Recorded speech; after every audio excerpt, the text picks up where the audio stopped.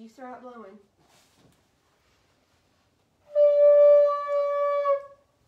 Very good.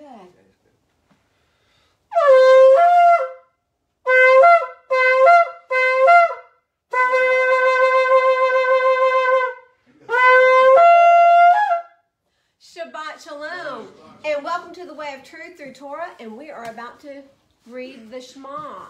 So if you want to join with us, we are in Deuteronomy 6, verse 4, and we will read until we stop. No, we will read through 13. So please join us, and we're going to go ahead and read. Y'all ready? Hear, O Yisrael, Yahweh our Elohim, Yahweh is one. And you shall love Yahweh your Elohim with all of your heart, and with all of your being, and with all your mind. And these words which I am commanding you today shall be in your heart, and you shall impress them upon your children, and shall speak of them when you sit in your house, and when you walk by the way, and when you lie down, and when you rise up, and shall bind them as a sign on your hand, and they shall be as frontlets between your eyes. And you shall write them on the doorpost of your house and on your gates. And it shall be, when Yahweh your Elohim brings you into the land of which he swore to your fathers, to Abraham, to Yishak, and to Yaakov, to give you great and good cities which you did not build, and houses filled with all kinds of goods which you did not fill, and wells dug which you did not dig, vineyards and olive trees which you did not plant, and you shall eat and be satisfied. Be on guard, lest you forget Yahweh, who brought you out of the land of Mitzrayim, from the house of bondage. Fear Yahweh your Elohim, and serve him, and swear by his name. Amen and amen. Okay, so guys, everybody that's going to read today, I'm going to ask Seth, can you bring us a chair up here? Because what I did, I went back and was scanning through one of Bethany's uploaded videos. There's one right here. And I noticed that you really can't hear you guys. So when y'all are talking and you're not up here close like I am, and don't say anything about I got a really big mouth. Don't say that. But when we do that, you can't hear over the video. So when I say, hey guys, line you up for reading, grab your scriptures and come up here and read, okay? Welcome. We are in for a very full day of Torah because we're going to spend a whole lot of time in Yasher. Guys, it's the rest of the story that no one's ever been told. So our question today is, do you really know? Do all of you, and y'all probably do because you've been in class for a while, but do y'all really know all that Mosheh did before he became a shepherd? Do y'all know everything that he did? Because it is amazing. It's fascinating. The whole story behind it is incredible. So we're going to go into that today. And did y'all know that Job and Reuel were both counselors to Pharaoh? Uh-huh. Did the rest of y'all know that? Probably not. Through Yasher. Bill's thinking about it. Bill said, I think I remember that. I think I remember, I was there. I remember it. Okay, so let's not waste a whole lot of time. What did we do last week? We finished up what book? Genesis, which was really good. So we buried Yaakov last week, right? Mm-hmm. He died. And then Joseph died. And so this week, and I'm still in Deuteronomy. I better get over. This week we're starting in Shem'ot, Exodus, and with the very first book, which is after the name of Shem'ot, which means what? Names. Here's the names of everybody that came out of Egypt. So now we're starting the journey into the Exodus out of Egypt, and it's going to be so good because like I said, we've got a lot to cover. So in part 1, we're only going to go through Exodus 1 through 2, both of those chapters, and then we're going to be hitting Yasher between 66 and 77. We're not going to read every single verse. We're only going to read the highlights, and it will flow because Yasher is a very full book. Sound good? So y'all ready? Mm-hmm. Let's do it. Shem'ot 1, Exodus chapter 1, verse 1. And these are the names. And for those of you who may be new, hey, Tiffany. We got Tiffany, guys. Hi, Tiffany. I need to turn it and let everybody wave. We'll do that in just a little bit. But for those of you who may be joining us for the first time, the name of the Torah portion is always the first sentence in that Torah portion, which is, and these are the names of the children of Israel who came to Mitzrayim with Yaakov, each one with his own household. Reuben, I want you to look at the order of these because it's a little bit out of order of birth. Reuben, Shimon, Levi, Yehuda, Issachar, Zebulun, and Benjamin. Then we have Dan, Naphtali, Gad, and Asher. So who's out of order there? Little Benjamin. Benjamin. Because he was the last one. He was the last one, but he has no mom. So it looks like maybe Leah pulled him in with her crew. And so he's included with the sons of the wives. Okay? Which he was. And then Dan, Naphtali, Gad, and Asher were all sons of the maidservants, which I guess would be called his concubines. Okay, verse 5. And all those who were descendants of Yaakov were 70 beings, as Joseph was already in Mitzrayim. And Joseph died, and all his brothers, and all that generation. And the children of Israel bore fruit and increased very much, multiplied and became very strong, and the land was filled with them. When it says they became fruitful, it means they had abundant what? Children, kids. They were very prolific.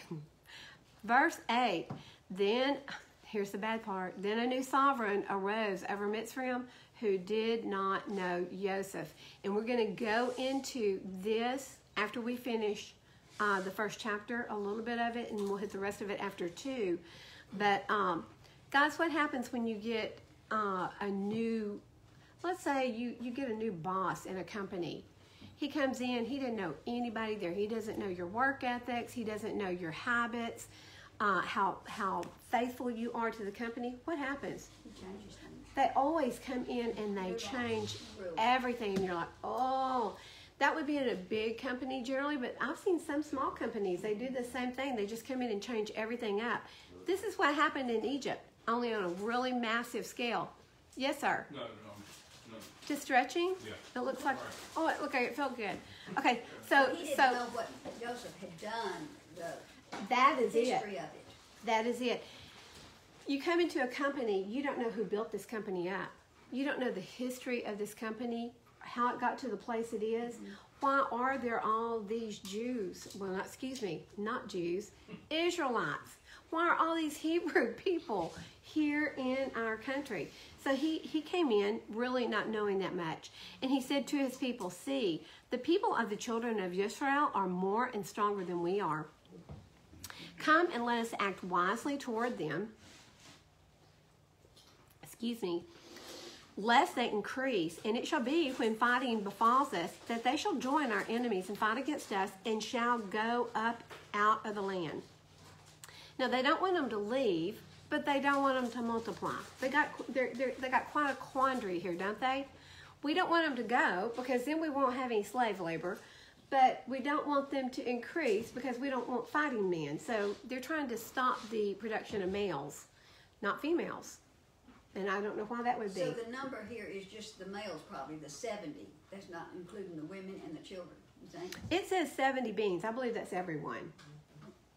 And that's not a whole lot of people. It's not a whole lot of people. I mean, It doesn't take a whole that many. Listen, all this, everything that we've got going on here in Egypt and Israel, all of this came from Noah. Every bit of it. Now, not all of them were the Hebrew people because all the Hebrews came from who? Shem. That's right. So Shem had 2 other brothers, Japheth and Ham. So we've got 2 other brothers hanging out there that populated the rest of everyone. So they're concerned because they say if we go to battle, these guys are going to rise up against us and then they're going to leave us. And then we have no one to do our laundry and cook for us and do our hoeing and build our cities and pave our roads. This is what they're concerned about, right? Okay. In verse 11, so they set slave masters over them to afflict them with their burdens, and they built for Pharaoh supply cities, Pithom and Ramesses. But the more they afflicted them, the more they increased and grew, and they were in dread of the children of Israel. And the Mitzrites made the children of Israel serve with hardness, and they made their lives bitter with hard bondage in mortar and in brick, and in all kinds of work in the field. All of their work which they made them do was with harshness. So it was like having this mean bully over you, whipping you constantly, yelling at you. It'd be like being in boot camp, right, Bill? No?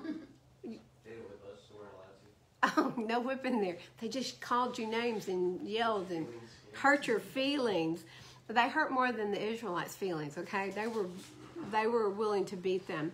And then the sovereign of Mitzrayim spoke to the Hebrew midwives, of whom the name of one was Shiphrah, which was beautiful or fair, and the name of the other was Puah. And her name meant childbearer, or it also could mean the joy of parents, because what more joy to a parent than a newborn babe, right? A healthy newborn babe. So the midwives were very responsible for that. And he said, he's talking to the midwives. He said, when you deliver the Hebrew women and you see them on the birth stools, if it is a son, then you shall put him to death. But if it is a daughter, then she shall live. But the midwives feared Elohim and did not do as the sovereign of Mitzrayim commanded them, and kept the male children alive. So the sovereign of Mitzrayim called for the midwives and said to them, why have you done this and kept the male children alive? And the midwives said to Pharaoh, because the Hebrew women are not like the Mitzrayim women, for they are lively, and they give birth before the midwives come to them. So Elohim was good to the midwives, and the people increased and became very numerous. And it came to be because the midwives feared Elohim that he provided households for them. And Pharaoh commanded all of his people, saying, throw every son who is born into the river, and keep every daughter alive. So listen, did the midwives, did they break a commandment? Let's look at it. Valerie, you want to go to Exodus 20:16, and you don't have to move up here because I can get you. You're loud. Loud. I am. Do what? What's a midwife? A midwife would be like, instead of having a doctor, it would be, let's say that Bethany was like, I want to deliver babies. They're not a doctor, but they go in and they assist the moms during delivery. And so it's not a doctor, for sure it's not a doctor, but they're just assisting with hot water, you know, making sure the baby's cleaned up, everything that would be done during a birthing process. And we're not going to get into the gory stuff. You're educated. Okay, Valerie, would you read Exodus 20:16 out of the scriptures? Sure. Okay. You do not bear false witness against your neighbor. Okay. Ooh, which is that the commandment instead of do not lie, do not tell a lie? Okay. So guys, listen. Bill said it's okay to lie. We can lie. So, to protect what's right. And that's what I want to show here. There is a difference between I'm going to call it a righteous lie to protect lives, and bearing false witness. And what the scriptures are actually speaking of in the commandment, do not bear false witness. Don't tell a lie on your neighbor, is what it's saying. Don't go about and tell everyone that Timothy, I saw him out there picking Leanne's fruit tree. He picked all of it. He took all her fruit. Don't go about telling tales that are going to hurt someone's reputation. Listen, we've got a vicious. We have viciousness on the internet today. I see people just slander and say ugly things to people they don't even know. They do not even know these people, and I see name calling. Guys, listen. Don't slander a friend. Don't slander even a person you're working with. Don't bring about a false witness. Even if you know the truth, shut your mouth. It can cost them their family. It can cost them their job. It can cost them their reputation. Do you hear what I'm saying? That is a harsh thing to do. And this is what this commandment is all about. God doesn't want his children to be hurt by slander, especially if it's false. But even if it's true, if you've got a problem with a friend, especially in this room, and you think that they're doing something that is not right, you pull them aside and you talk to them. And if they don't listen, you come and get one of the other people in the class, myself, Valerie, Dennis, anybody, Bill, anybody, Jerome, get another person, go to them and speak to them. And if they still don't listen, then we all come together and we talk to them as a whole, okay? But don't go around and slander them behind their back. Don't do it. I will come down on you hard if you're doing that, okay? It's one of the 10 Commandments, ain't it, Vicky? Don't gossip? Don't bear false witness, which would be gossip. Mm-hmm. Yep. And it can even be something true. It could be, that's what I'm saying. Even if it's true, go to them and talk to them first. That's right, Bill. So, We deal with the problem and don't. that's right. That's right. We're to edify one another. That is correct. So I want to clear that up. The midwives, listen, it says Elohim was good to the midwives. And it came to be because the midwives feared Elohim that he provided households for them. This was not a lie. In the terminology that we say, don't tell a lie, that's not what the commandment says. It says don't bear false witness. And I want to make sure everybody understands that. Everybody got it? Any other questions? No? Okay. We're going to take a side trail here. We're going to go into the Book of Yasher. And guys, this is probably the most time that we will spend in Yasher, and I'm going to tell you why. It is so important to understand the character and the makeup of who Mosheh is. He is in the likeness of who? Yahusha. Yahusha. Yeah, I remember that. So it is important, very, very important to understand who he is. Okay, we're going to 66 in verse 15. And guys, I'm kind of setting up what's fixing to take place in the second chapter, okay? In 15 of the Book of Yasher in chapter 66. Who's got Yasher? I do. Tim, you got it? You will come closer and read?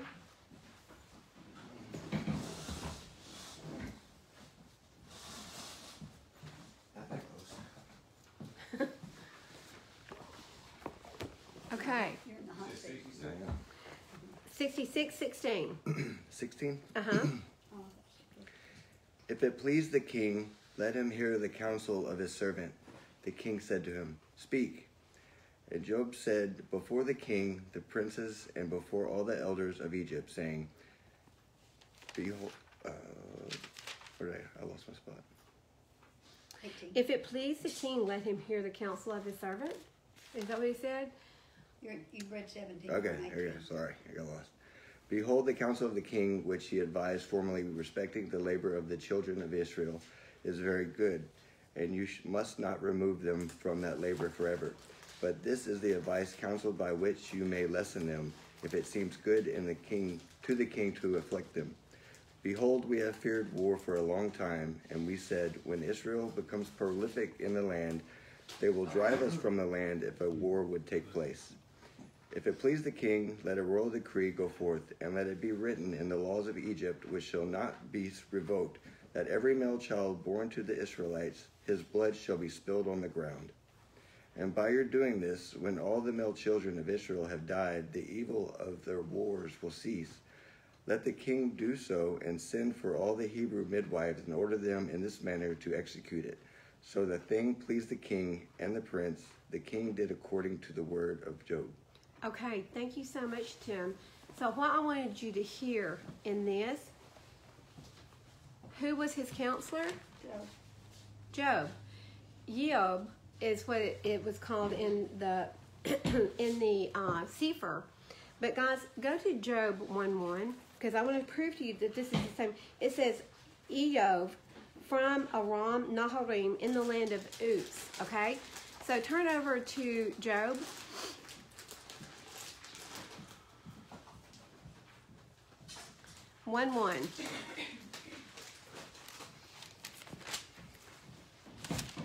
Job 1:1, and in the Scriptures Bible is on 759.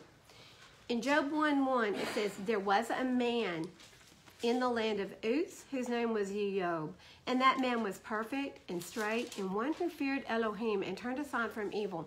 Okay, go back to what Timothy just read. What did he read? What did Job recommend? Here's the solution to your problem, O King Pharaoh. Take all of the male children and toss them into the Nile River. What would they become when they are tossed into the Nile River? He didn't tell him to toss him in the river yet. Ah, you're right. That comes later from Balaam. Thank you, Tim. So what he's saying is spill their blood on the ground. Thank you. He's saying spill their blood on the ground. What happens when you spill their blood? They're dead. So he's saying kill the male babies. Guys, this is the man that was called perfect and straight and the one who feared Elohim. I want us to read some more scriptures because I want to show you, I want to take you on a little trail. And we need to know this. We're going to take a lot of trails today, and I'm so sorry. I'm just going to go ahead and apologize right now. I'm going to do it one time, and I'm not going to do it anymore because we're just going to go there, okay? Because it's important. We're going to go to Thessalonians, 2 Thessalonians.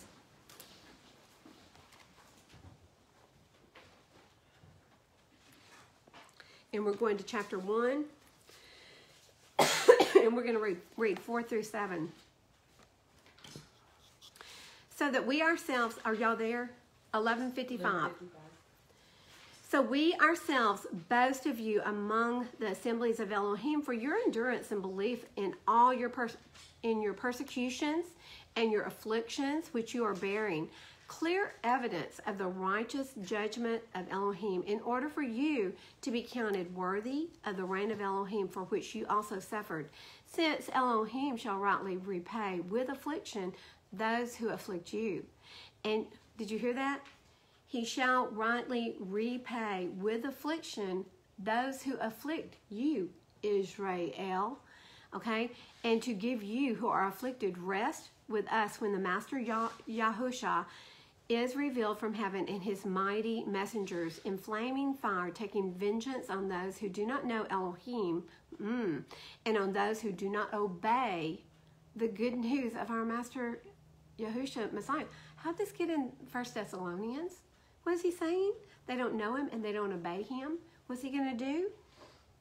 Taking vengeance. This is what? Is this the Brit Hadashah? Is this in the New Testament? And Paul's telling the Thessalonians, you got to do what? I wasn't going to take this side trip, but it's here. He's saying you got to obey what? The Torah, the commands. Guys, listen. Look, may Yah change out your eyesight that you can look and see, because people are reading the scriptures and they're not reading the words and they're not understanding. What is it? Line upon line, verse upon verse, precept upon precept. Okay, let us go to Job 1.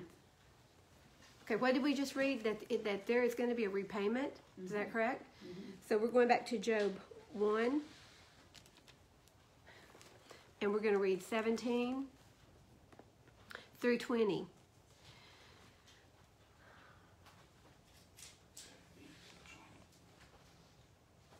Okay. While he was still speaking, another also came up and said, the Chassidim. Let me start back in 16 because there's a lot that goes on here. While he was still speaking, another also came and said, the fire of Elohim fell from the heavens and burned up the sheep and the servants. Listen. Job was very wealthy. He was well-to-do, okay?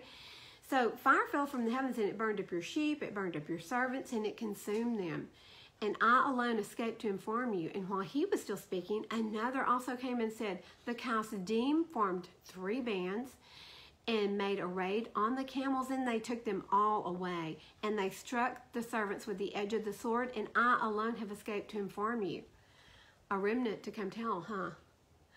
And while he was still speaking, another also came and said, your sons and daughters were eating and drinking wine in the house of their brother, the firstborn. And see, a great wind came from the wilderness and struck the 4 corners of the house, and it fell on the young men. Isn't that interesting? It didn't say it fell on the daughters. It says it fell on the young men, and they are dead. And I alone have escaped to inform you. Guys, who just told Pharaoh to kill the little boys? Job. Okay, but yet we see in verse 1, whose name was Job, and that man was perfect and straight, the one who feared Elohim. Okay, I want us to go one more place. Go to 1 Kings 16.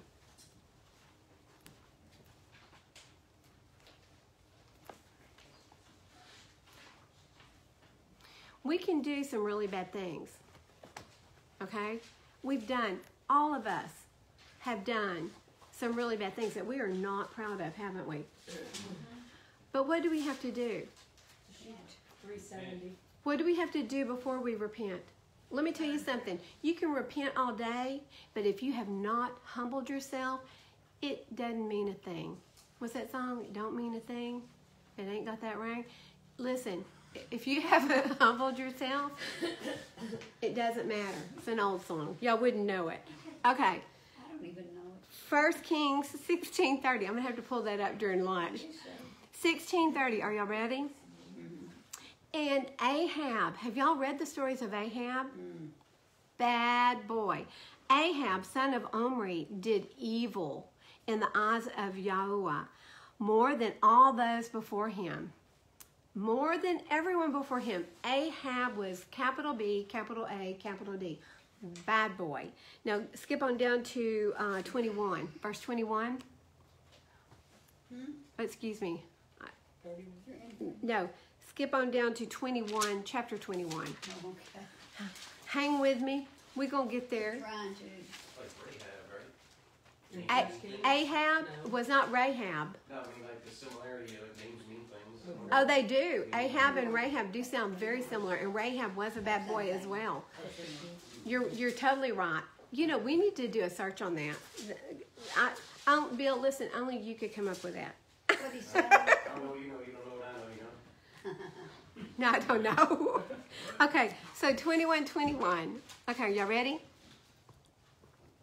See, I am bringing evil on you and shall consume your descendants and cut off from Ahab every male in Israel, both those shut up and those left at large.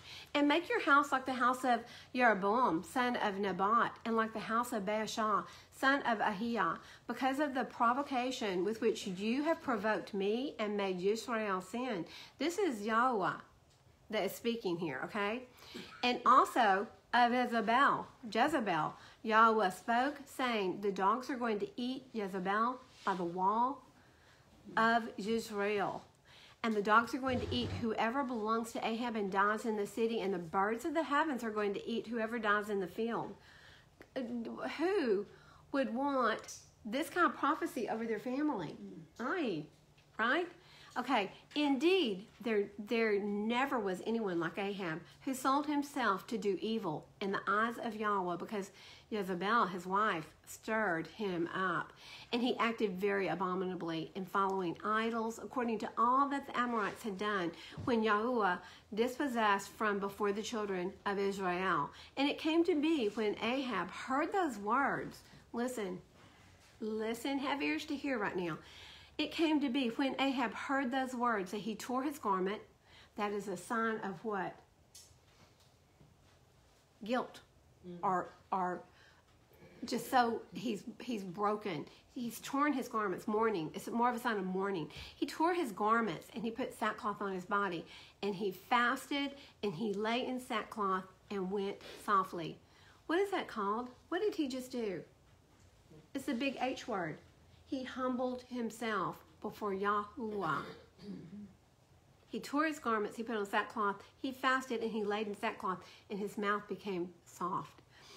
And the word of Yahweh came to Eliyahu the Tishbite, saying, see how Ahab has humbled himself before me? Because he has humbled himself before me. I do not bring the evil in his days, but in the days of his son I will bring evil on his house. And guys, later on, Yahweh actually says that Ahab is a man after his heart. The man who is committing the most evil. So what I'm going to tell you is that, yes, Job is a counselor to Pharaoh, and yes, he has counseled him to kill all the males, but obviously he repented, and he changed his ways, and he humbled himself. But, and here's the point behind the story of Job. When you do wrong to someone else, there is a repayment. And that's exactly what Yah told, or that's what Shaul was telling the Thessalonians. There is a repayment, and Yah will repay. There's an equal payment. When you've done wrong to someone else, there's a repayment. You can shuvah. You have to repent. You have to humble yourself and repent. But even though you've done that, there is still a payment to be made. Okay? You're not out of the woods yet, guys. I'm sure that for Job, he thought he was completely out of the woods. I mean, He'll give us the strength to get through it. He will give you the That's strength. the only way if you'll let him. Absolutely, he will give you the strength to get through it. But from Job's point of view, at this point, he's doing great. He's got lots of sheep. He's got camels. His kids are doing wonderful. He made, I think it was weekly sacrifices for his children, just in case they had sinned. But he lost his boys. What did he take from the children of Israel? Boys. He took the boys. I just find it very interesting. In Job, it says the young men were all dead. It doesn't say the women died. So, isn't that fascinating? Okay. Now let's go over here in chapter 67 of Yasher. And again, we're going to spend a lot of time in Yasher today. It's probably the last time we're going to spend this much time in here.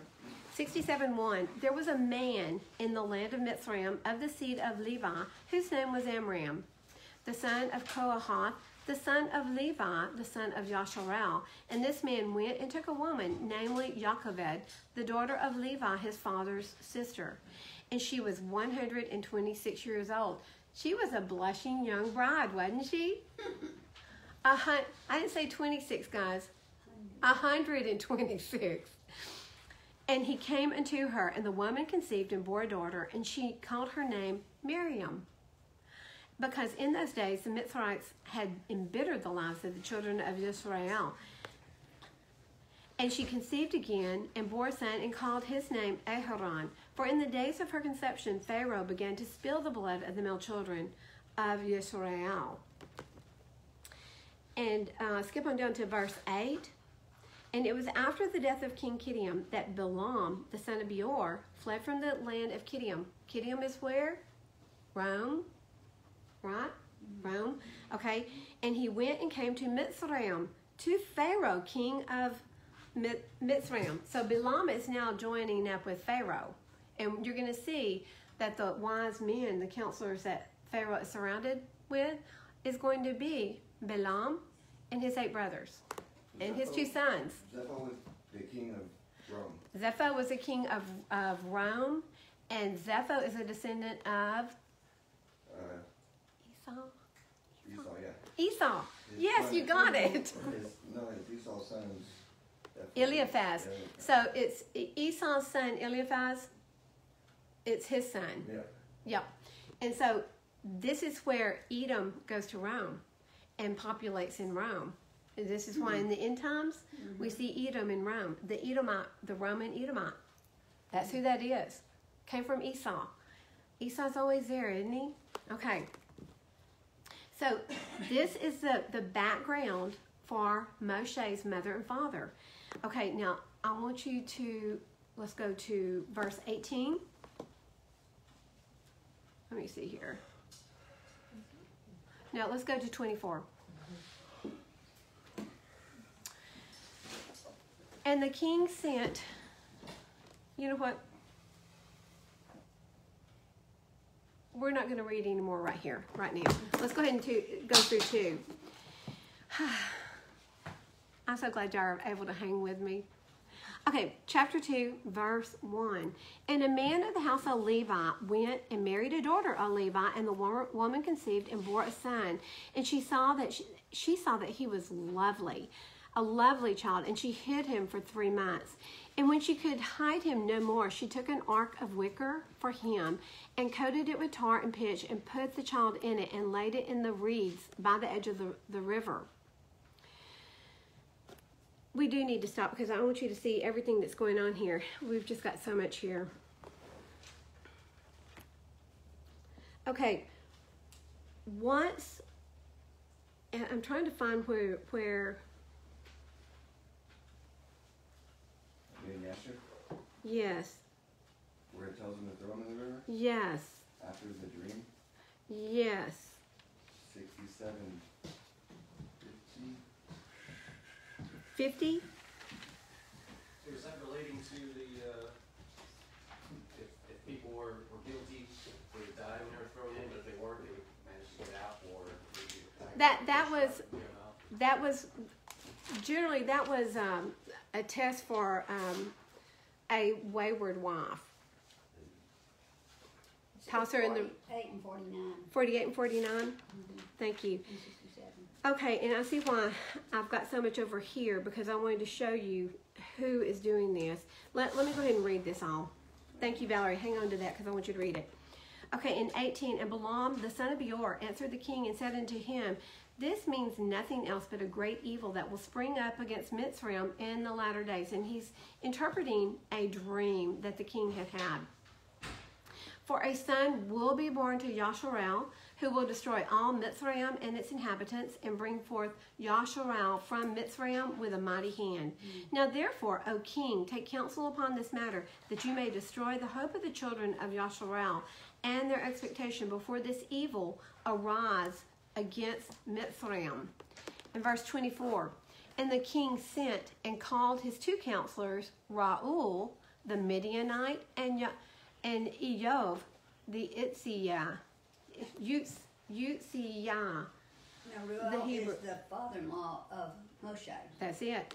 So we've got Job, and we've got Reuel, which is going to be he's Zipporah's father.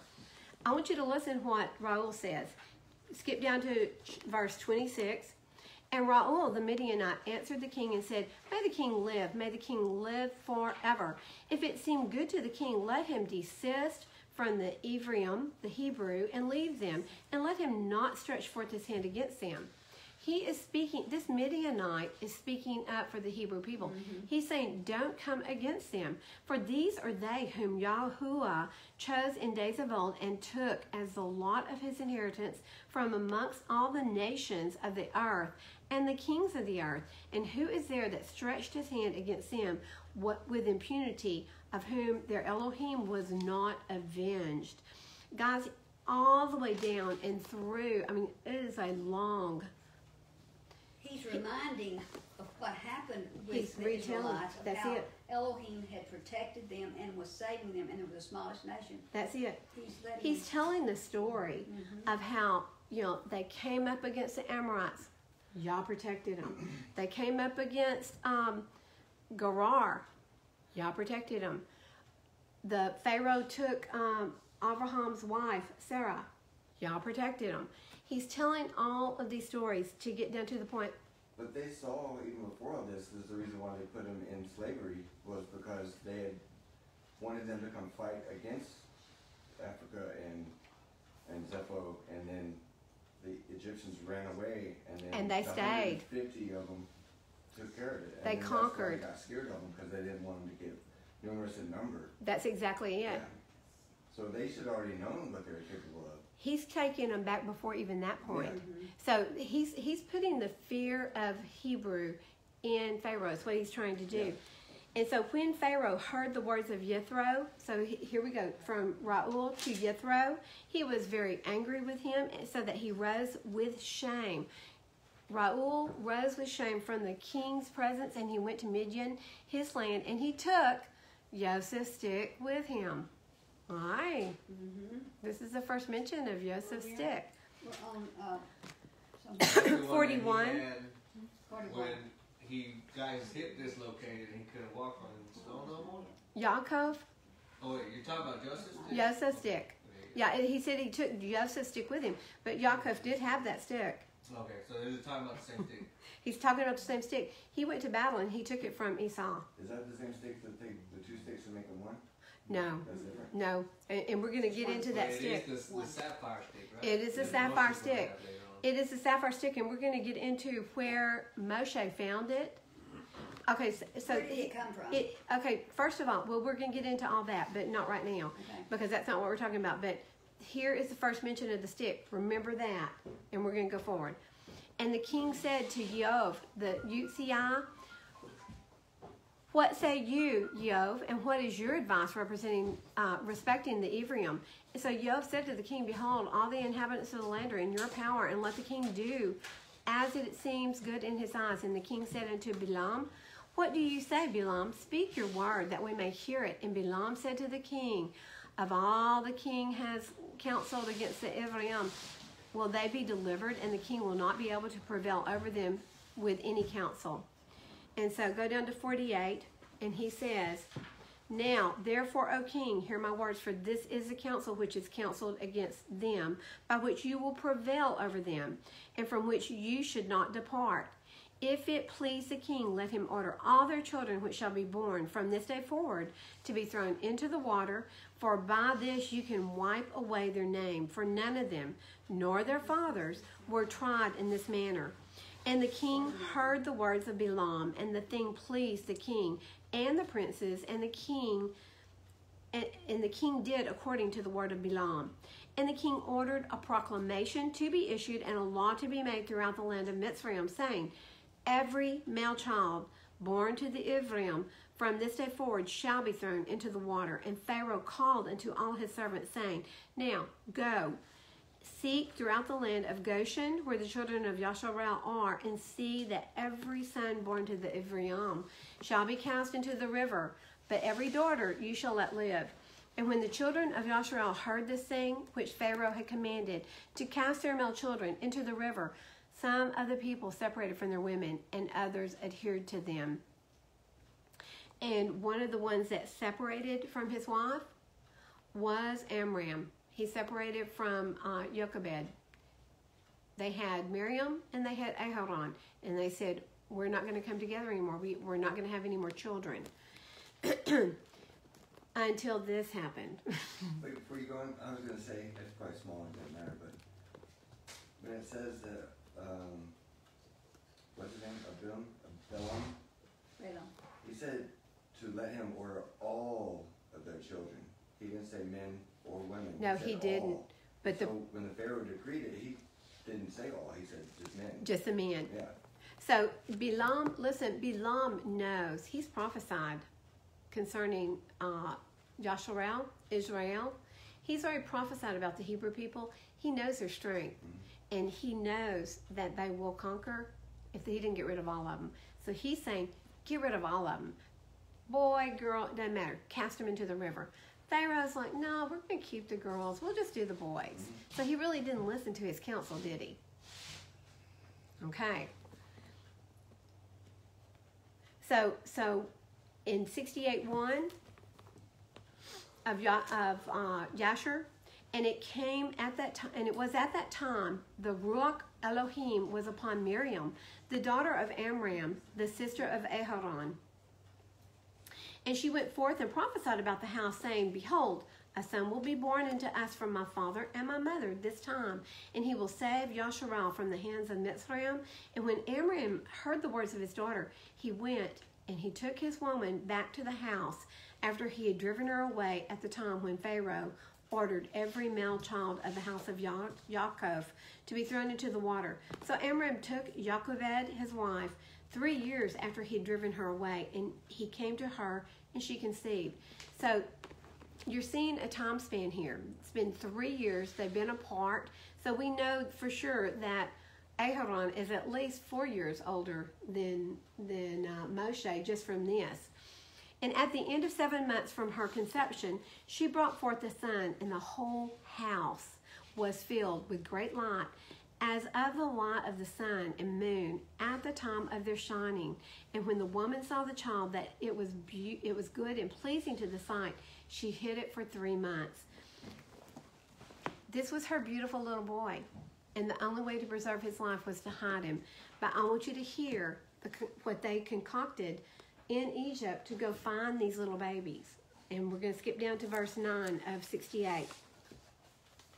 And the Mitzrayim women came to Goshen, and their children who could not speak were upon their shoulders. And when a Mitzri woman came into the house of an Hebrew woman, her babe began to cry. And when it cried, the child that was in the inner room answered it. So the Mitzrayim, or Egyptian women, went and told it to the house of Pharaoh.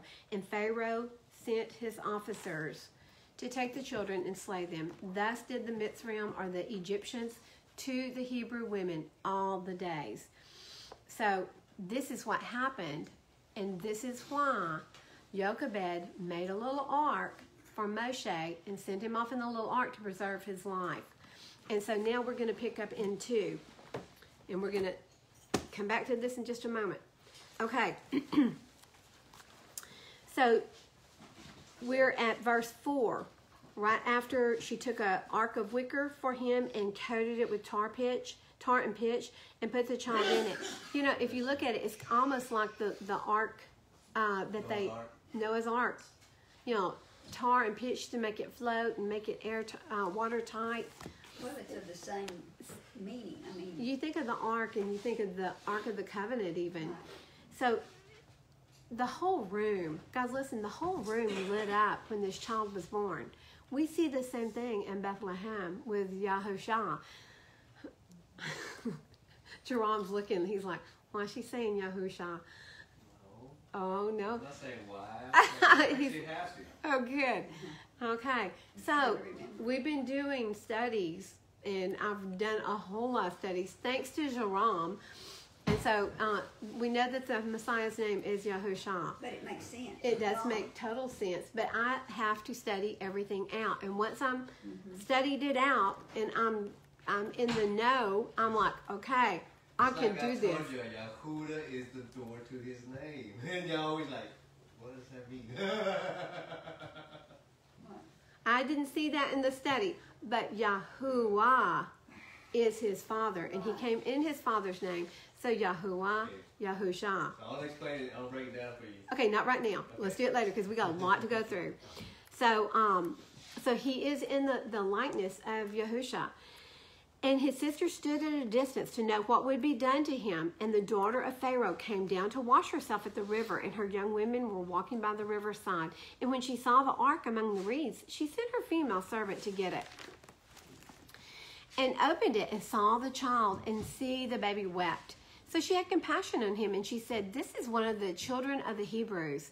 And his sister said to Pharaoh's daughter, shall I go and call a nurse for you from the Hebrew women to nurse the child for you? And Pharaoh's daughter said to her, go. And the young woman went and called the child's mother, her mom. And Pharaoh's daughter said to her, this is just so cool. Excuse me. Too much time in the cold yesterday. And Pharaoh's daughter said to her, take this child away and nurse him for me, and I will pay you wages. Is that not awesome? She gets her baby back. She gets paid to get her baby back, and he's going to be protected because this is the Pharaoh's daughter, Bethia. And the child grew, and she brought him to Pharaoh's daughter, and he became her son. And she called his name Mosheh, saying, because I have drawn him out of the water. And in those days it came to be, when Mosheh was grown, that he went out to his brothers and looked at their burdens, and he saw a Mitzrayim striking a Hebrew, one of his brothers. So he turned this and that way, and when he saw no one, he struck the Egyptian and hid him in he struck the Egyptian and he hid him in the sand. Excuse me. And he went out the second day, and he saw 2 Hebrew men. And so we're going to continue that. But in the meantime, we're going back to Yasher, to 68. Nope, we're going to start in verse 18 of 68. Guys, am I jumping about too much, or are y'all able to follow me? Is everybody able to follow? Yes, ma'am. You can complain. I'm pretty tough. Okay. Verse 18. And Bethia lifted up her eyes to the river, and she saw the ark upon the water, and sent her maid to fetch it. And she opened it and saw the child, and behold, the baby wept. And she had compassion on him, and she said, this is one of the Hebrew children. And all the women of Mitzrayim walking on the riverside desired to give him suck, but he would not suckle. For this was a thing from Yahuwah, in order to restore him to his mother's breast. And Miriam, his sister, was at that time amongst the Egyptian women at the riverside, and she saw this thing, and she said to Pharaoh's daughter, "Shall I go and fetch a nurse of the Hebrew women, that she may nurse the child for you?" And Pharaoh's daughter said, "Go." And the young woman went and called the child's mother, and Pharaoh's daughter said to Jochebed, "Take this child away and suckle him for me, and I will pay you your wages, 2 bits of silver daily." That's pretty good. And the woman took the child and nursed it. And at the end of 2 years, when the child grew up, she brought him to the daughter of Pharaoh, and he was unto her a son. And she called his name Mosheh, for she said, "Because I drew him out of the water." Okay, now this gets pretty interesting, because everybody in the story has a name for Mosheh. Now, Bethia called him Mosheh because she drew him from the water, right? Amram, his father, called his name Kabar, for he said it was for him that he associated with his woman again, that he had turned away. So that means Yah restores marriage. Jochebed, his mother, called his name Yekuthiel, because she said, "I have hoped for him to El Shaddai, and Elohim restored him unto me," which means Yekuthiel means Yah answered. So Yahweh answered her prayer. In 27, and Miriam, his sister, called him Yered, for she descended after him to the river to know what his end would be. And Yered means, "I'll watch over you." I'm going to watch over you, little brother. And Aharon, his brother, called his name Avi Zanuk, saying, "My father loved my mother and returned to her on his account." And Kohath, the father of Amram, called his name Abigdor, because on his account did Elohim repair the breach of the house of Yaakov, that they could no longer throw their male children into the water. So Abigdor means Yah repairs the breach. And the nurse called him Avia Sokah, saying, in his tabernacle was he hidden for 3 months. Oh, that's an interesting way to look at it. In his tabernacle he was hidden for 3 months on account of the children of Ham. Okay? These are Shem's brothers' relatives here. These are relatives of the Hebrew. Distant, but they are from the tribe of Ham. And all Yasharel called his name Shammah Yahu, son of Nathaniel, for they said, "In his days Elohim heard their cries and rescued them from their oppressors." And Mosheh was in Pharaoh's house, and was unto Bethia, Pharaoh's daughter, as a son, and Mosheh grew up amongst the children of the king. That's a lot of names. That is a whole lot of names. A lot of meaning in those names too, but a lot of it was restoration. And that's what Shem'ot Yaakov pretty nice. Yeah, and that means Yah has heard and rescued. And who is their rescuer? Who comes to redeem them? Who comes to save them? Moshe. Just like Yahushua comes to save us. Well, he comes in the name of Yahuwah too. Like That's right. Yahusha does. That's right. Ooh, that is right. Good point. That is a good point. Okay, here we go. In 69, let's see. I want to make sure I'm not skipping anything.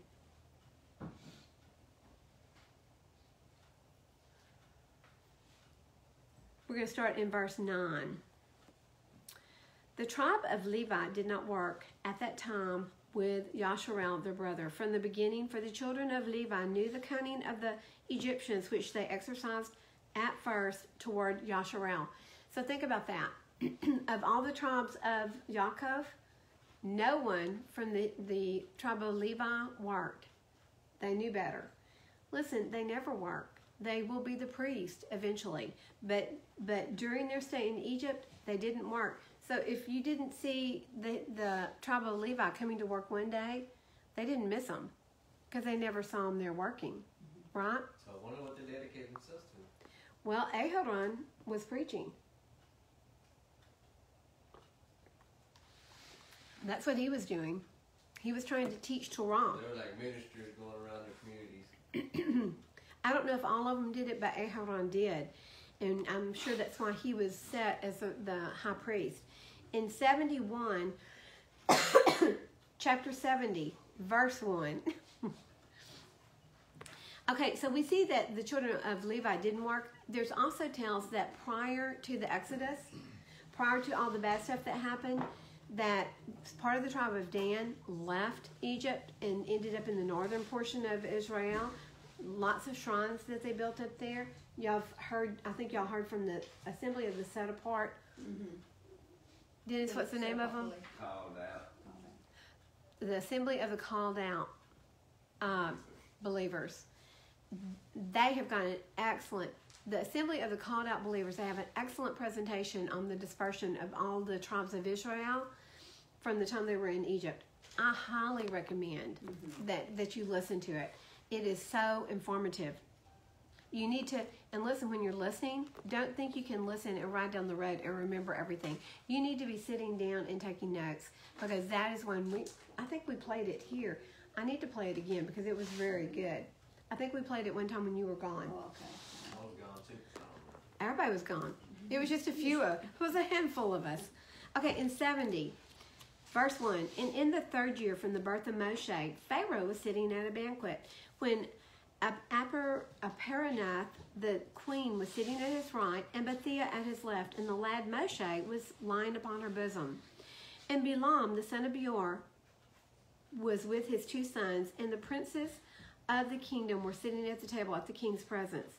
And the lad, Mosheh, stretched forth his hand upon the king's head and took the crown from the king's head and placed it on his own. He's like, you're not king anymore. I'm going to be king. And when the king and the princes saw the work which the boy had done, the king and the princes were terrified. One man to his neighbor expressed astonishment.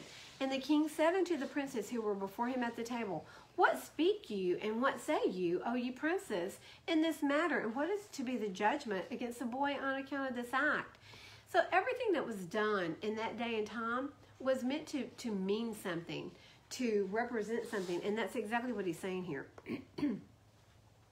And Balaam, the son of Beor, the magician, answered before the king and the princes, and he said, remember now. Sorry, guys, I was getting a phone call in the middle of live stream, and that was probably an important one. And Balaam, the son of Beor, the magician, answered before the king and princes, and he said, remember now, O Adonai and king, the dream which you did dream many days since, and that which your servant interpreted unto you. Now therefore, this is a child from the Hebrew children, in whom is the Ruach Elohim. And let not my Adonai the king imagine that this youngster did this thing without knowledge. Now he is talking about the king's adopted grandson. That's a difficult place to be, isn't it not? For he is a Hebrew boy, and wisdom and understanding are with him, although he is yet a child. And with wisdom has he done this thing, and chosen unto himself the kingdom of Egypt. So basically, Balaam is saying, this is exactly what you dreamed about, king, and this child just showed you exactly what he's going to do. He's going to take the crown from your head, and he's going to put it on his own. We didn't read the dream, did we? No, why don't you read it for us? Come up here. Get it, man, get it. Well, you have to come up here because nobody can hear. Tricked me. I did. Trickster. What's my name? Trickster. Is it? No. Tell us where you are. Chapter 67, verse 11. 67? In Yasher. Okay. And in the 113th year of Israel going down to Egypt, Pharaoh dreamed that he was sitting on his kingly throne and lifted up his eyes and saw an old man standing before him. There were scales in the hands of the old man, such scales as are used by merchants. And the old man took the scales and hung them before Pharaoh. And the old man took all the elders of Egypt and all its nobles and great men, and he tied them together and put them on one scale. And he took a milk kid and put it into the other scale, and the kid's weight surpassed all. And Pharaoh was astonished at this dreadful vision, why the kid should surpass all. And Pharaoh awoke, and behold, it was a dream. Wow, I'm glad you read that. So Top 10? he is the milk kid. Moshe's being related as the milk kid. So let's see what they're going to do about this, because he has put it before his princes and counselors, and he's like, tell me what you think we need to do. In 70:18, excuse me, now therefore my Adonai, the king, behold, this child has risen up in their stead in Egypt, to do according to their deeds, and to trifle with every king, prince, and judge. If it please the king, please let us now spill his blood upon the ground, lest he grow up and take away the government from your hand, and the hope of the Mitzrayim Egyptian people perish after he shall have reigned. And Balaam said to the king, let us moreover call for all the judges of Egypt and the wise men thereof, and let us know if the judgment of death is due to this boy, as you did say, and then we will slay him. And Pharaoh sent and called for all the wise men of Egypt, and they came before the king, and an angel of Yahuwah came amongst them, and he was like one of the wise men of Mitzrayim. Yah's got it, doesn't he? He's sending an angel before them, before Mosheh, to take care of him. Okay, and the king said to the wise men, surely you have heard that this Hebrew boy who is in the house has done, and thus has Balaam judged the matter. Now judge you also, and see what is due to the boy for the act he has committed. And the angel, who seemed like one of the wise men of Pharaoh, answered and said as follows, before all the wise men of Egypt, and before the king and the princes, if it please the king, let the king send for men, who shall bring before him an onyx stone and a coal of fire, and place them before the child. And if the child shall stretch forth his hand and take the onyx stone, then shall we know that with wisdom has this youth done all that he has done, and we must slay him. But if he stretch forth his hand upon the coal, then shall we know that it was not with knowledge that he did this thing, and he shall live. And the thing seemed good in the eyes of the king and the princes. So the king did according to the word of the angel of Yahuwah. And the king ordered the onyx stone and the coal to be brought and placed before Mosheh. And they placed the boy before them. And the lad endeavored to stretch forth his hand to the onyx stone. But the angel of Yahuwah took his hand and placed it upon the coal. And the coal became extinguished in his hand. And he lifted it up and put it into his mouth, and burned part of his lips and part of his tongue. And he became heavy in mouth and tongue. And when the king noticed and the princes saw this, they knew that Mosheh had not acted with wisdom in taking off the crown from the king's head. They're like, he doesn't even know the difference between a beautiful stone and a coal. So, yeah, he didn't take the crown off my head and put it on his out of wisdom. He did it, he's just a baby. So the king and the princes refrained from slaying the child. So Mosheh remained in Pharaoh's house growing up, and Yahuwah was with him. And guys, if you go to Exodus 4:10, what you're going to see, and we're actually going to read that in a little bit. Let me just skip over there real quick. Y'all stay in Yasher. In 4:10, Mosheh said to Yahuwah, "Oh Yahuwah, I'm not a man of words, neither before nor since. You have spoken to your servant, for I am slow of speech and slow of tongue." I always wondered, did he have a hair lip? Did he have, was there a problem with something with Mosheh that would cause this? Because he was actually a very beautiful man. Everybody loved him.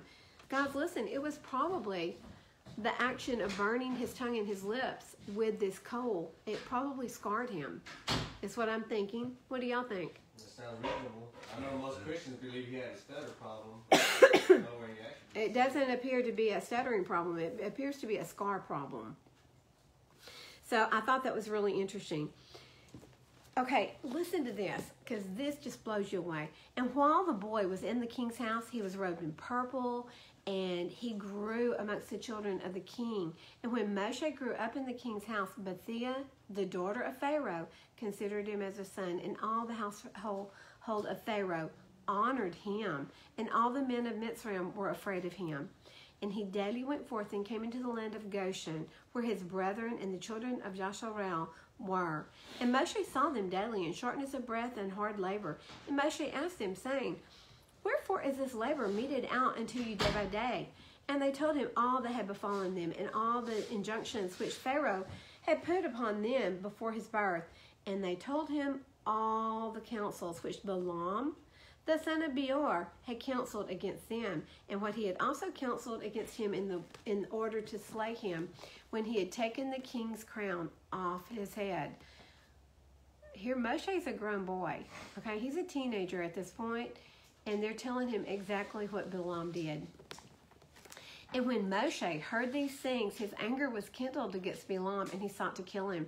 And he was in ambush for him day by day. And Balaam was afraid of Moshe. And he and his 2 sons rose up and went forth from Mitzrayim, and they fled and delivered their souls and betook themselves to the land of Cush, to Kikianus, king of Cush. And Moshe was in the king's house, going out and coming in.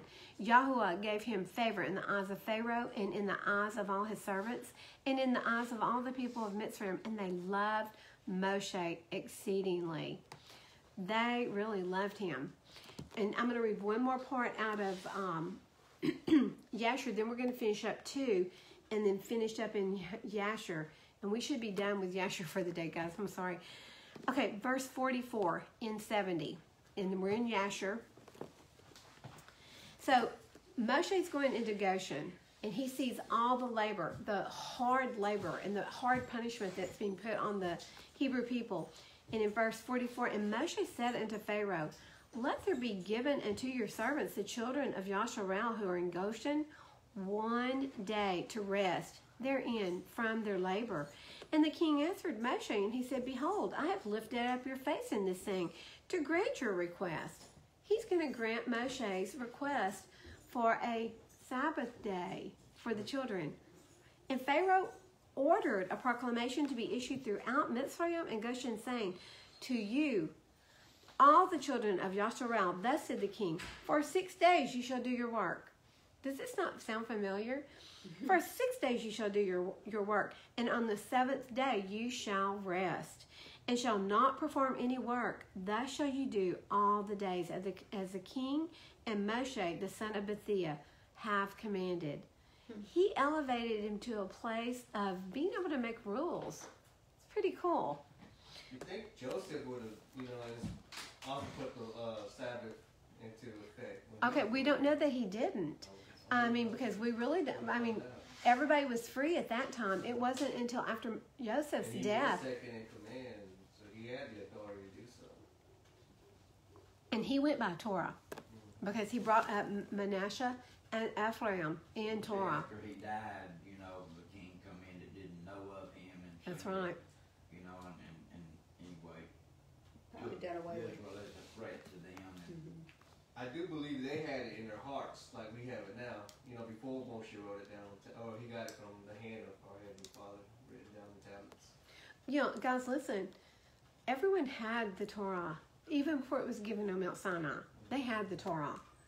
It's told that we are given a measure of faith. That's that measure that he gives us. Emunah. Mm-hmm. Yeah. So your words. Emunah. Mm-hmm. Faith. An unbelievable, Well, the breath Mm-hmm. that he breathed, that's a part of him. It's his set apart breath. yes. So we all have that. Oh, that's right, Chris. The Sabbath and the seventh are the same. Huh? we were made in their image. We were That's right. That's it. with that. And he is the Torah. So I think it's really cool that Mosheh brings it back into play here. So we've got the 7th day of rest. And Yahweh began to remember the children of Yasharal to save them for the sake of their fathers. Verse 50. And Yahweh was with Moshe, and his fame went throughout Mitzrayim. And Moshe became great in the eyes of all of the Egyptians, and in the eyes of all the children of Israel, seeking good for his people, Yasharal, and speaking words of peace regarding them to the king. He was loved. Guys, listen, Moshe was very, very loved. In fact, well, let me go down here. In 71, verse 2, towards the end, Moshe was greatly respected in the house of Pharaoh. Well, we're fixing to get into, the incident. Of him killing. Yeah, he was greatly respected. So here's the real story behind the two Hebrew men fighting. Mosheh was greatly respected in the house of Pharaoh, and he said to him, "My Adonai, attend to me. This Egyptian came to my house in the night, bound me, and came to my woman in my presence, and now he seeks to take my life away." So the Hebrew man is telling Mosheh what the Egyptian slave driver was doing. And when Mosheh heard this wicked thing, his anger was kindled against the Egyptian, and he turned this way and turned that way. And when he saw that there was no man there, he smote the Egyptian and hid him in the sand, and delivered the Hebrew from the hand of him that smote him. And so, guys, So that's the you see the motive behind it. yeah, he didn't just do it walk through Goshen and see an Egyptian and a Hebrew man fighting and said, "Well, I'm just going to take the side of the Hebrew man." There was a reason behind this, and it was an injustice that had been done in Israel, something that would not be done. But what you're going to see later is when the two Hebrew men are fighting, they're fighting because the husband of this woman said, such a vile thing that my wife has been defiled by these men, and no one's going to go into her. And so her brothers came to rescue her. It's what it was all about. Okay.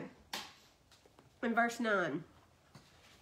And Pharaoh heard of this affair, and he ordered Mosheh to be slain. So Elohim sent his angel, and he appeared unto Pharaoh in the likeness of a captain of a guard. And the angel of Yahuwah took the sword from the hand of the captain of the guard, and took his head off with it. For the likeness of the captain of the guard was turned into the likeness of Mosheh. This is one of those things that you're kind of like, But is anything too hard for Yah?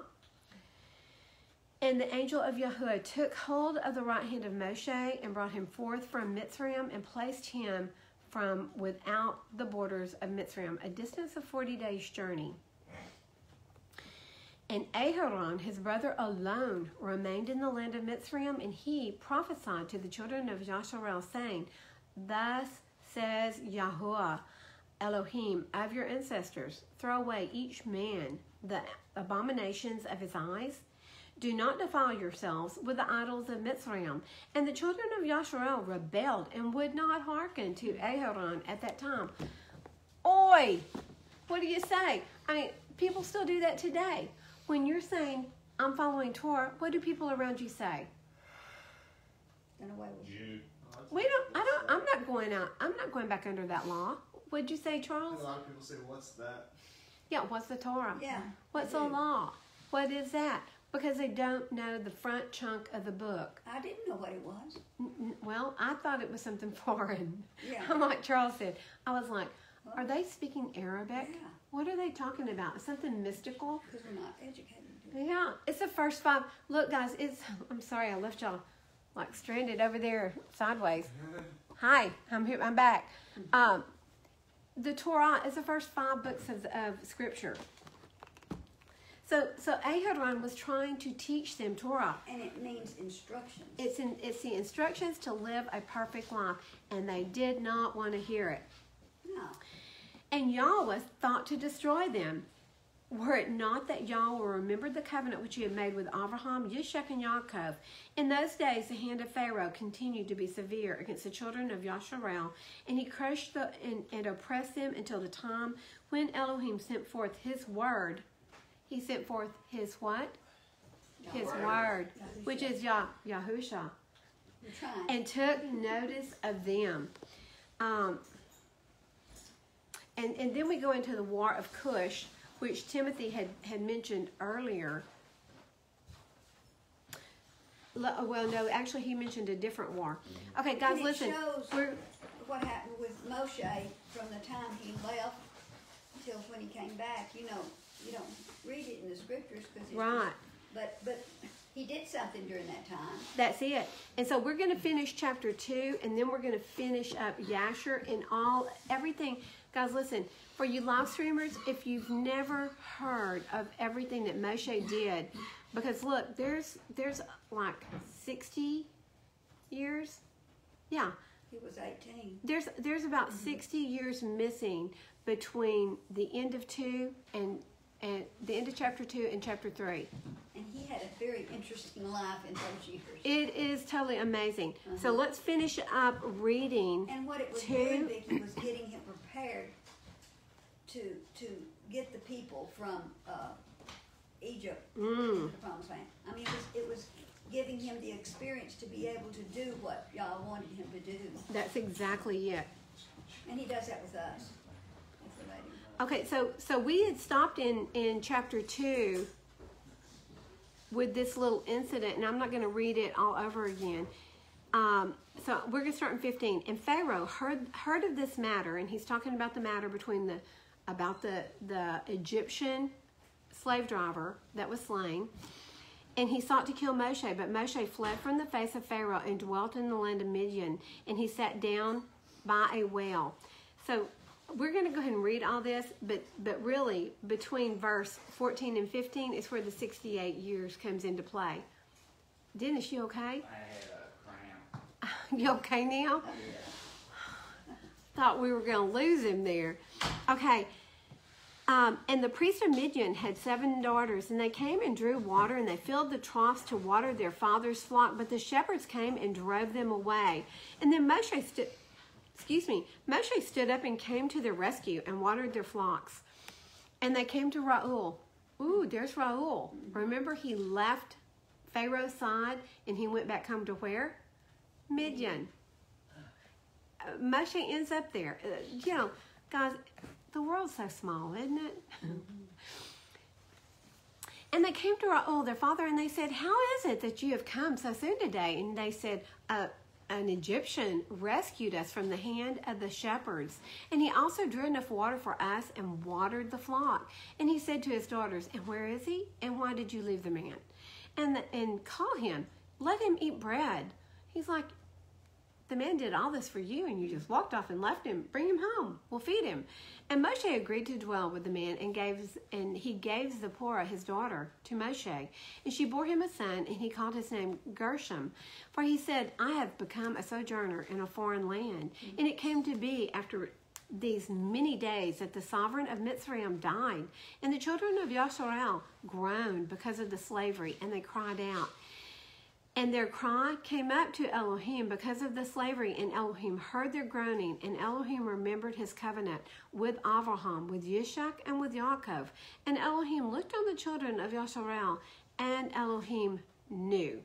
Okay, this is the end of the Torah portion that we're reading. However, we're going to finish up in the Book of Yasher. I wish we had enough books to go around to everybody, because it really makes it a lot more interesting if you've got your books and can see. Okay, we're going to go. This is where Mosheh's greatness comes in, okay? In chapter 72. Are y'all ready? Mm-hmm. I really like this story. And it was in those days that there was a great war between the children of Cush and the children of the east and Amram. And they rebelled against the king of Cush, in whose hands they were. So Kikianus, king of Cush, went forth with all the children of Cush, a people numerous as the sand, and he sent to fight against, he went to fight against Aram and the children of the east, to bring them under subjection. And when Kikianus went out, he left Balaam. Remember, Balaam ran away from Egypt because he was afraid of Mosheh, and he went straight to Kikianus in Cush. Here he is. He left Balaam, the magician, with his 2 sons to guard the city and the lowest sort of people of the land. So he left. Everyone who was someone went with Kikianus, right? The men. They left their wives there. And then it says in the lowest sort of the people of the land. I'm not real sure what he's talking about there. So Kikianus went forth to Aram and the children of the east, and he fought against them and smote them. And they all fell down wounded before Kikianus and his people. And he took many of them captive, and he brought them under the subjection as at first, and he encamped upon their land to take tribute from them as usual. He's waiting to take what? Taxes.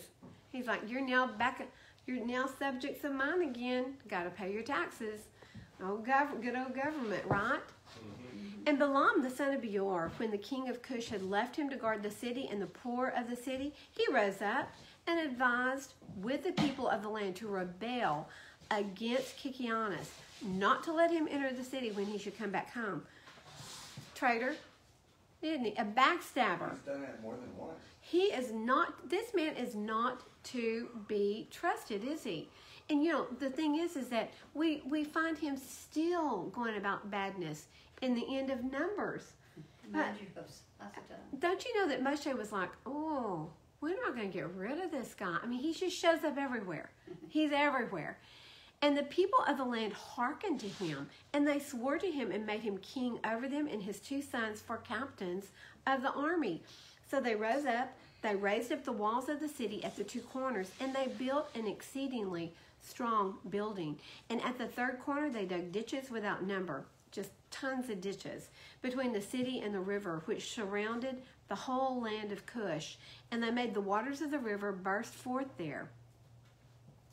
At the 4th corner, they collected numerous serpents by their incantations, because they were magicians, and their enchantments, and they fortified the city and dwelt therein, and no one went out or in before them. Nobody's going to go out that 4th gate, are they? And you see right there that Hasatan can do things, Oh. I mean, and make it look like it's from Yah. Yeah, he can, lots of bad things. Yeah. So we're skipping on down to verse 14. So the king and the troops approached the city door, and they looked up, and behold, all the gates of the city were closed. So Kikianus has won his battle, and he's come back home. All the gates are closed, and the city was closed, and they called out to the sentinels, saying, open unto us, that we may enter the city. But the sentinels refused to open unto them by the order of Balaam the magician, because he's now their what? King Balaam. Their king. They suffered them not to enter their city. So they raised a battle. You know, if you've got the poorest of the land, they're easily led. If they're not educated, they're easily led, guys. So they raised a battle with them opposite the city gate, and 130 men of the army of Kikianus fell on that day, because they were coming against a big, huge wall. And on the next day, they continued to fight, and they fought at the side of the river. They endeavored to pass, but were not able. So some of them sank in the pits and died. So the king ordered them to cut down trees to make rafts upon which they might pass to them, and they did so. And when they came to the place of the ditches, the waters revolved by mills, and 200 men upon 10 rafts were drowned. Everything they were trying to get back. Listen, their families, their kids, their wives were inside those gates. Balaam had captured a whole city. And on the 3rd day, they came to fight at the side where the serpents were. But they could not approach there, for the serpents slew them, 170 men. And they ceased fighting against Cush. And they besieged Cush for 9 years. Guys, 9 years. No one went in, and no one came out of Cush for 9 years. And at that time, the war and the siege were against Cush. Mosheh fled from Mitzrayim from Pharaoh, who sought to kill him for having slain the Egyptian. And Mosheh was 18 years old. Okay, so remember these numbers. He was only 18 years old when he fled from Egypt, from the presence of Pharaoh.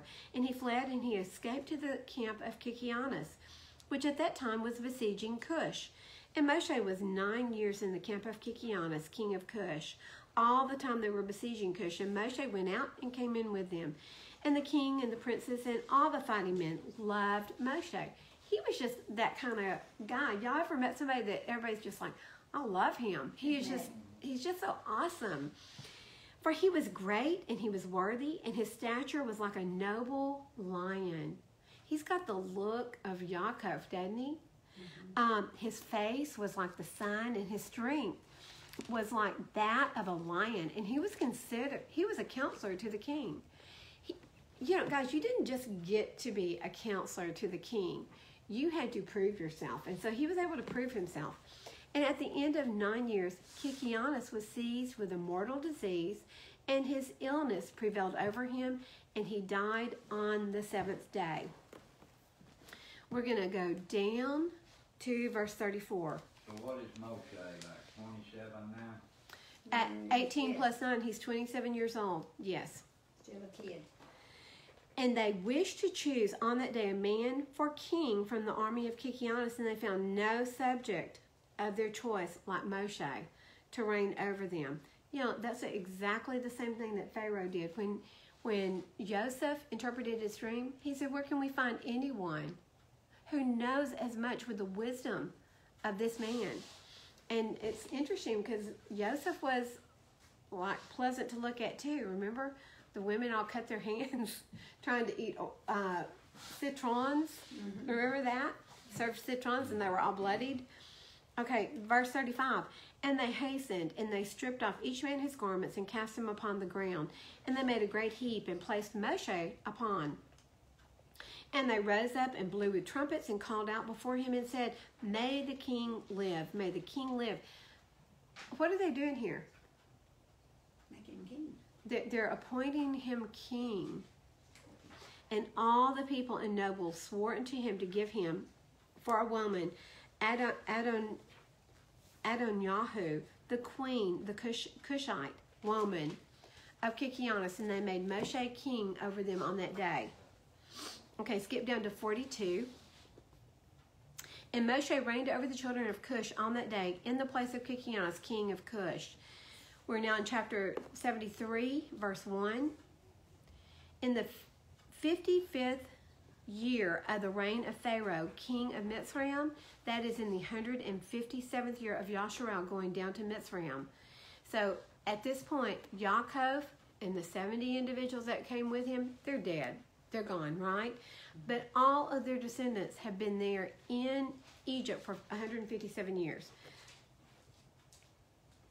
So during this time, reigned Mosheh in Cush. So Mosheh was 27 years old when he began to reign over Cush, and 40 years he reigned.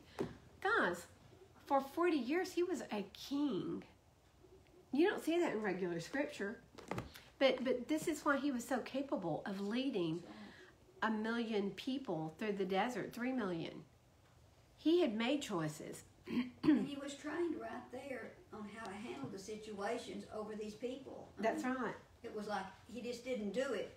This is how he could. That's right. He had good training over people that were not even his own. That's right. I mean, if you can handle a bunch of people who are not even your own people, you can handle your people. Mm-hmm. However, I don't know, those stiff-necked Hebrew people. So he was 27 years old when he began to reign over Cush, and he reigned 40 years. So he reigned until he was 67. Mm-hmm. Easy math there. And Yahuwah granted Mosheh favor and grace in the eyes of all the children of Cush. And the children of Cush loved him exceedingly. Everybody loved Mosheh. Mm-hmm. So Mosheh was favored by Yahuwah and by men. And in the 7th day of his reign, all the children of Cush assembled and came before Mosheh and bowed down to him to the ground. And all the children spoke together in the presence of the king, saying, Give us counsel that we may see what is to be done to the city. 9 years. They're sick and tired of standing outside the gates and their families inside. Mm-hmm. They're done, right? They're like, it's kind of like marching around the Mount Sinai. We've marched around this mountain long enough. We won't end. For it is now 9 years that we have been besieging round about the city and have not seen our children or our women. So the king answered them, saying, If you will hearken to my voice in all that I command you, then will Yahuwah give the city into our hands, and we shall subdue it. For if we fight with them, as in the former battle which we had with them before the death of Kikianis, many of us will fall again, wounded as before. Now therefore, behold, here is counsel for you in this matter. If you will hearken to my voice, then will the city be delivered into your hands. So all the forces answered the king, saying, All that our Adonai shall command, that we shall do. And Mosheh said unto them, Pass through and proclaim a voice in the whole camp unto the people, saying, Thus says the king, Go into the forest and bring with you the young ones of the stork, each man a young one in his hand. So everybody's going to go get what? A stork, a little stork. And any person transgressing the word of the king, did you say a little stork that delivers babies? Is it a baby? Like a bird. It's a young bird, a baby bird. It is a baby bird.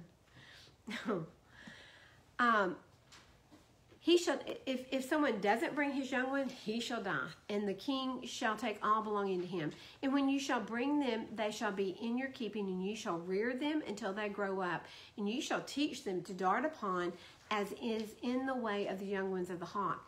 So they're going to teach them to hunt. They're going to teach them like a bunch of hawks, but only they're going to be a bunch of storks. And a stork has a really big beak, doesn't he? Mm-hmm. Maybe to hold big snakes. I don't know. So all the children of Cush heard the words of Moshe, and they rose up, and they caused a proclamation to be issued throughout the camp, saying, Unto you, all the children of Cush, the king's order is that you go all together to the forest, catch there the young storks, each man his young one in his hand, and you shall bring them home. And any person violating the order of the king shall die, and the king shall take all that belongs to him. And all the people did so, and they went out to the wood, and they climbed the fir trees, and caught each man a young one in his hand, all the young of the storks, and they brought them into the desert and reared them by the order of the king, and they taught them to dart upon, similar to the young hawks.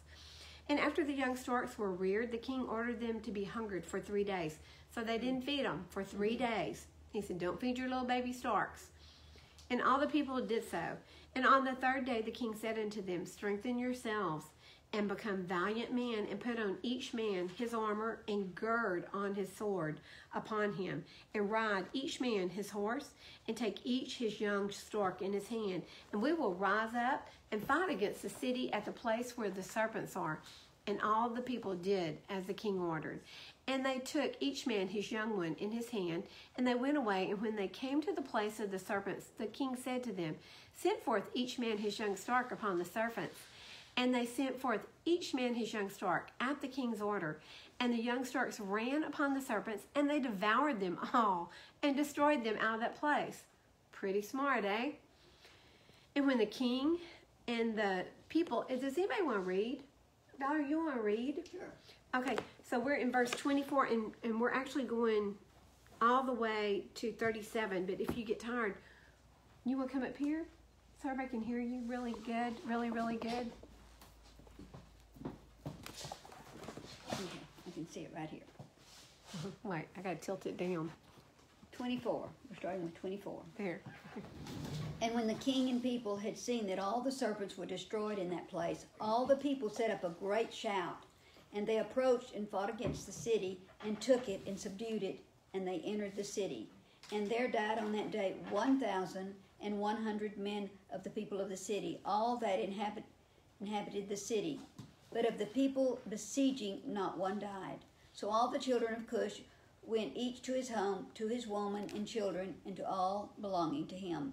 And Balaam the magician, when he saw that the city was taken, he opened the gate, and he and his 2 sons and 8 brothers fled and returned to Mitzrayim, to Pharaoh, king of Mitzrayim.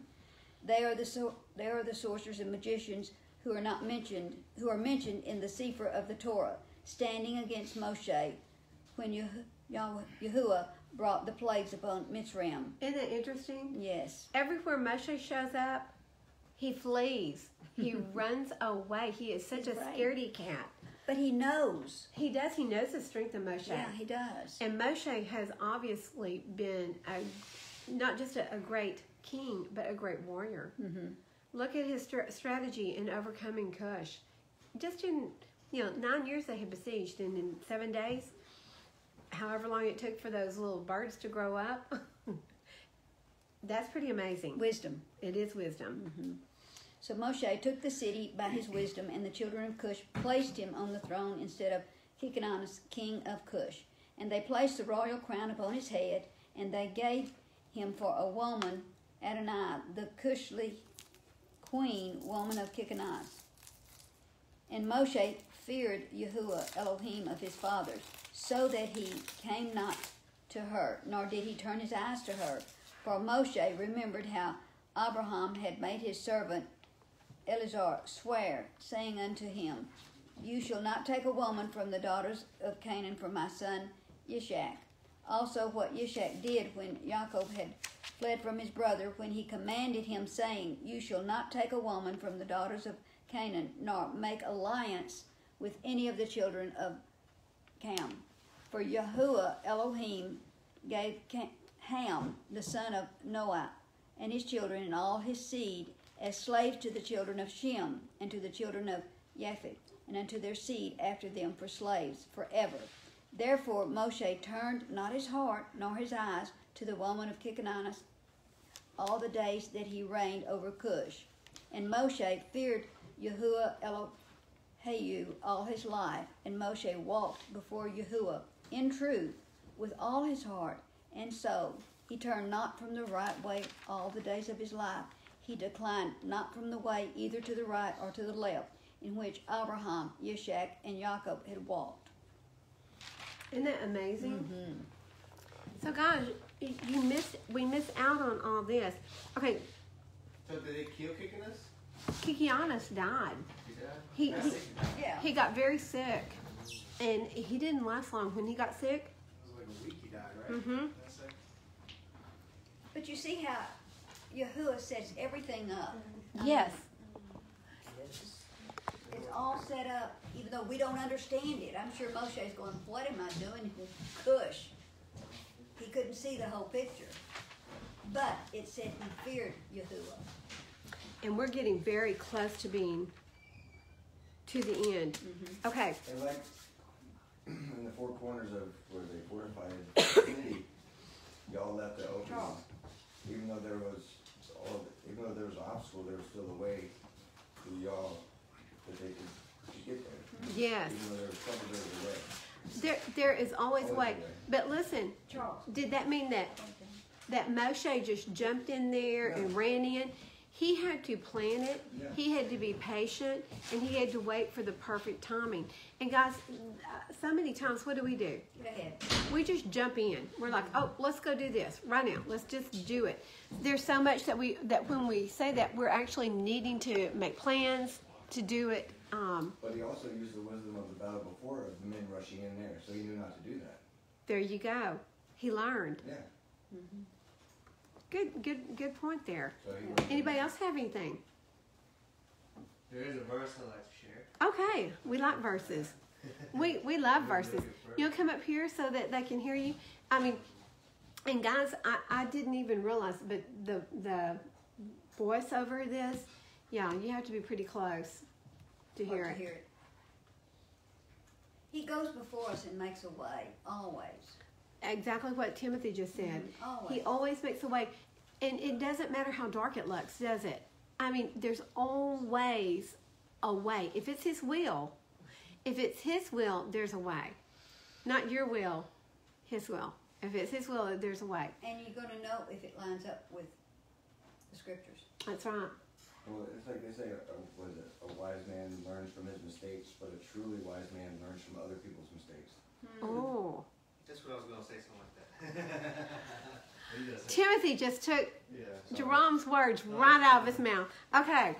I didn't get that from Scripture, so I'd like to hear it from Scripture. Yeah. But there are so many verses on wisdom and learning by your mistakes. But listen, if you see a wise man make a mistake, generally, I don't know about y'all, but I usually learn better when it happens to me. I mean, it really hits close to home. Okay. Even a wiser man will learn from everybody else's mistakes so that he doesn't commit any mistakes. That's right. That's exactly what Tim said. Okay, 77:1. And Mosheh, the son of Amram, was still king in the land of Cush in those days, and he prospered in his kingdom, and he conducted the government of the children of Cush in justice, in righteousness, and integrity. That sounds like Torah to me. Well, how about y'all? And all the children of Cush loved Mosheh all the days that he reigned over them, and all the inhabitants of the land of Cush were greatly afraid of him. I don't think fear I think it's more of a respect. They knew of his capability.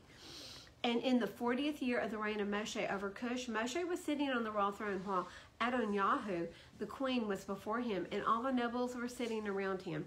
And Adonyahu, the queen, said before the king and the princes, "What is this thing you, the children of Cush, have done for this long time? Surely you know that for 40 years that this man has reigned over Cush.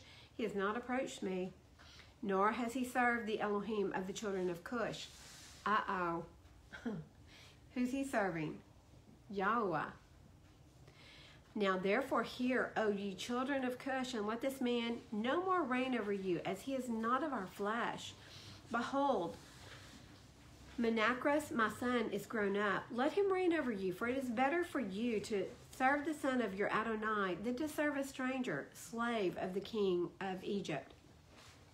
And all the people and nobles, the children of Cush, heard the words which Adonyahu, the queen, had spoken in their ears, and all the people were preparing until the evening, and in the morning they rose up early and made Menacrus, son of Kikianus, king over them.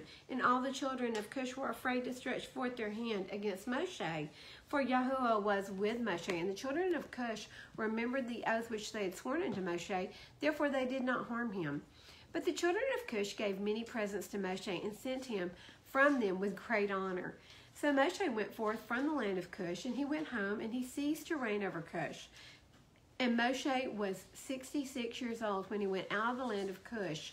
For this thing was of Yahuwah, for the period had arrived from which he had been appointed in the days of old to bring forth Yasharal from the affliction of the children of Ham. So again, in the Sefer, it defines Egypt as what? Ham, the Hamites, right? So Mosheh went to Midian, for he was afraid to return to Egypt or Mitzrayim on account of Pharaoh. And he went and he sat at a well of water in Midian. And the 7 daughters of Reuel, the Midianite, went out to feed their flock. So now we're in Midian. And and Mosheh related to Reuel, and I'm down in 21 of 76 of Yasher. And Mosheh related to Reuel that he had fled from Egypt, and that he had reigned 40 years over Cush, and that they afterward had taken the government from him, and had sent him away in peace with honor and with presents. And when Reuel heard the words of Mosheh, Reuel said within himself, I will put this man into a prison house, whereby I shall conciliate the children of Cush, for he has fled from them. And they took and put him into the prison house, and Mosheh was in the prison 10 years. Okay, so he's 66. He goes to Midian. Reuel, to reward him for taking care of his daughters, took him and put him in prison for 10 years. And while Mosheh was in the prison house, Zipporah, the daughter of Reuel, took pity over him and supported him with bread and water all the time. In 25, at that time Yahweh smote Pharaoh, king of Mitzrayim. He afflicted him with a plague of leprosy from the sole of his foot to the crown of his head, owing to the cruel treatment of the children of Israel. Was this plague at that time from Yahweh upon Pharaoh, king of Mitzrayim, repayment for afflicting the children of Yasharal? For Yahuwah had hearkened to the prayer of his children, his people, the children of Yasharal, and their cry reached him on account of their hard work. I don't know that I want to read this part, guys, but in the next few verses, basically, listen, these were some cruel, inhumane people. But the sorcerers and the doctors went and tried to take care of Pharaoh, and what they said was, it's going to take the blood of a baby to cure this. So they killed 375 babies. I think it was a baby a day. The blood of little children were put into the wounds, and he would be healed. This is what they told him. Pharaoh hearkened to them, and he sent his ministers to Goshen. Let's go get the little babies in Goshen. To the children of Yasharal to take their little children. He would take them from their mothers by force daily. So for over 1 year, they killed a baby a day and put the blood on Pharaoh to cure him. In 33, but Yahweh hearkened not to the physicians of the king of Mitzrayim, and the plague went on increasing mightily. And Pharaoh was 10 years afflicted with that plague, till the heart of Pharaoh was more hardened against the children of Yasharal. And at the end of 10 years, Yahweh continued to afflict Pharaoh with destructive plagues, and Yahweh smote him with a bad tumor and sickness at the stomach, and that plague turned to a severe boil. So he didn't just have leprosy. He's got sickness of the stomach and a really bad tumor. In 44, and the king's horse Here's what happened. They found that the people of Goshen were slacking in their work. And Pharaoh said, oh, there you go. They found out I'm sick, and now they're slacking in their work. And so he said, I'm going to ride out there. I'm going to check on these Hebrew people, and I'm going to let them see that I'm fine. So the king's horse fell in a low plain while the king was riding upon it, and when he fell, the chariot turned over on the king's face, and the horse lay upon the king. And the king cried out, for his flesh was very sore, and the flesh of the king was torn from him, and his bones were broken, and he could not ride. For this thing was from Yahweh to him. For Yahweh had heard the cries of the people of the children of Yasher and their afflictions. Okay, we're going to go into who he appoints as his heir. And let me go ahead and read this. In 59, at the end of 3 years, the king died. So it took him 3 years to die. His face is all messed up. He has leprosy. He has a tumor and stomach issues. And for 3 years, that was a miserable, shameful death. I'm telling you. Gangrene too. He had gangrene too? Yeah. I don't know. It's a whole ass thing. Yeah, that was from the leprosy. Because the leprosy kills the skin. Okay, so in verse 47, and we're still in 76, they placed him in his bed, and the king knew that his end had come to die. So Apernith, the queen, his woman, came and cried before the king, and the king wept a great weeping with her. And all his nobles and servants came on that day and saw the king in that affliction, and wept a great weeping. And the princes of the king and all his counselors advised the king to cause one to reign in his stead in the land, whomsoever he should choose from his sons. Now, guys, listen. This Pharaoh is Bethia's father, okay?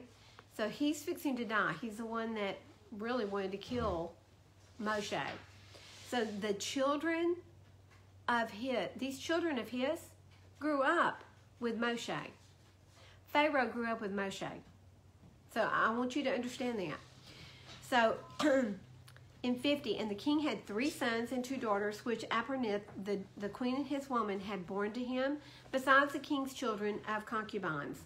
And these were their names. The firstborn was Othriah, the second Adikam, and the third Morion, and their sisters. The name of the elder, Bethia, which is Moshe's adopted mother, and the other Akuziah.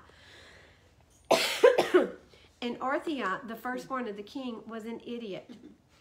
To me, these are some funny verses. He was an idiot, precipitate and hurried in his words. I'm sorry. So sorry, guys.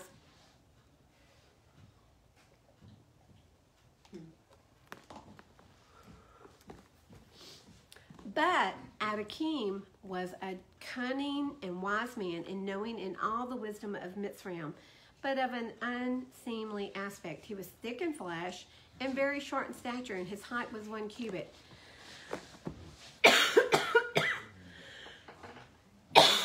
Excuse me. That is way too small. Guys, yes.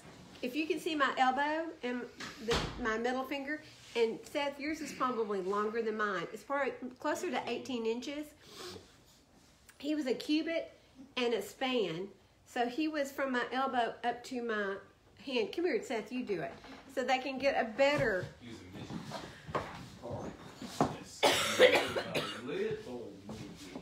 Okay. Seth, show them how big this guy was. This big. Okay, put your hand up here like this. Like this? No, like that, but put your other hand up here. Time out. Okay, so he's a cubit plus a span. This is how tall he was. Now I'm going to go into some more description of him, and I hope I don't laugh. Not you. Okay, in verse 6, we started laughing last year when we went over this. And Adakim was exceedingly ugly. And he was a cubit and a span, and he had a great beard which reached to the... False witness, and there is Making him sound cool. I don't know, but I mean, can you imagine? So, what was that movie with the little short person on it? It wasn't a leprechaun, but it was a weird movie. Okay, so I think it was. That was it. Bill's going to draw us a picture of him. And Pharaoh sat upon his father's throne to reign over Mitzrayim, and he conducted the government of Mitzrayim in his wisdom. And while he reigned, he exceeded his father and all the preceding kings in wickedness, and he increased his yoke over the children of Yasher. So with someone this short and this ugly, he was very, very mean. So I'm not going to go into how some of the things that they were doing, but I am going to go over to 26 and 77, and we're going to find the release of Mosheh, and I think we're just about done. Yep, okay. And Mosheh, the son of Amram, was still confined in the dungeon in those days in the house of Reuel the Midianite. And Zipporah, the daughter of Reuel, did support him with food secretly, day by day. In verse 29, Zipporah said to her father Reuel, no person inquires or seeks after this Hebrew man, whom you did bind in prison now 10 years. Now therefore, if it seem good in your sight, let us send and see whether he is living or dead. But her father knew not that she had supported him. And Reuel, her father, answered and said to her, has ever such a thing happened, that a man should be shut up in a prison without food for 10 years, and that he should live? And Zipporah answered her father, saying, surely you have heard that Elohim of the Hebrew is great and awful, she says awful, and does wonders for them at all times. It is he who delivered Abraham. So she goes through recalling everything that he's done. We're going to go down to 39. So he releases Mosheh, and while Mosheh is praying, he looks opposite him, and behold, a sapphire stick. Okay, the stick that I said we were going to talk about in a little bit was placed in the ground. It was in the garden, which was planted in the midst of the garden. And this is at Reuel's. So when Reuel left Egypt, what did he leave with? The stick. Joseph's stick. Mm-hmm. And it is here in his garden that we find it, which makes a whole lot of sense. And he approached the stick, and he looked, and behold, the name of Yahweh Elohim Zavaot was engraved thereon, written and developed upon the stick. And he read it, and he stretched forth his hand, and he plucked it like a forest tree from the thicket, and the stick was in his hand. And this is the stick with which all the works of our Elohim were performed after he had created heaven, and he created earth and all the host of them, seas, rivers, and their fish. And when Elohim had driven Adam from the Garden of Eden, he took the stick in his hand, and he went and tilled the ground with which he was taken. And the stick came down to Noah and was given to Shem and to his descendants until it came into the hand of Abraham the Hebrew. And when Abraham had given all he had to his son Yishak, he also gave him this stick. And when Yaakov had fled to Padam Aram, he took it into his hand. And when he returned to his father, he had not left it behind him. Also, when he went down to Mitzrayim, he took it into his hand, and he gave it to Joseph, one portion above his brethren, for Yaakov and had taken it by force from his brother Esau. So what we do know is that when they were on the ark, what did Canaan do? Canaan and Ham, they stole all of the precious things that Noah had put on the ark from from Adam and from Hua. He stole their clothes, and he stole the sapphire stick.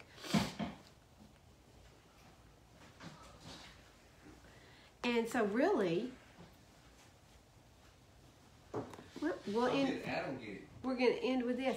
Adam, Yah gave it to him. So Yah gave it to him, when he was in the cave of treasures, Yahweh gave him several different things to kind of try to make him happy, right? That's why David says, your staff and your rod, they comfort me. Yeah, probably so.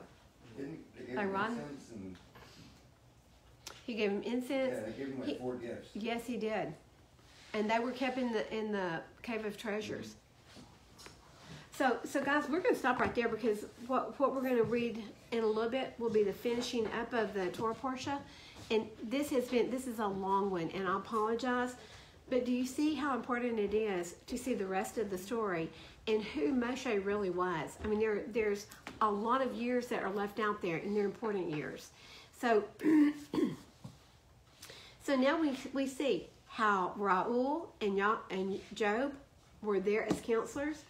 And I do believe that this is why Job went into such turmoil. He was being tested, yes, but payback. It looks like payback to me. You better pay back on your own. You think he knew that? Probably. I think he did. Because he was so... When he lost his Oh, I sons, see. when it said all of his sons were killed, I think then he was like, oh wow, I killed all the sons of Israel. And look how so many times we see that babies, We got the Michael Jackson look going on over here. well, we see that the Valerie. babies were murdered. I mean, and it's the same thing this day and time. The abortion, 60 million, who knows how many babies have been, same thing back then. There's nothing new under the sun. It says Nothing. in Ecclesiastes 1:9. That's nothing right. new. What, it's going to happen again. So we're seeing the replay right now. Think about the judgment on this country. Guys, listen, when we're judged for the firstborn, the death of all the firstborn in this country, that's not going to be cool. But we do see Reuel, he was there. When he left, he took the stick of Joseph. Job was there. He left, and he went back home to the land of Uz. But by the time the book of Job starts, he says, well, how you notice my servant Job, who's an upright and good in character, so he had repented by then, and that's before he lost everything. Yes, including his children. he had humbled himself, and he had shuvah. He had repented of everything that he had done there. So he was in So good he pretty much standing. stopped the curse too, Yes, but Satan still. he did what Ahab did. He rent his garments, He rent his garments, and he repented of everything he had done. And y'all was like, look at him. Look at him. I'm not going to do these things to him because he's repented. He humbled himself and he repented. So he did do it, and he allowed Hasatan to do it to Job, though. There was a lot of lives. And it was checking to see what was in his heart, too. That's right. That is right. And so Mosheh, what do y'all think about Mosheh now?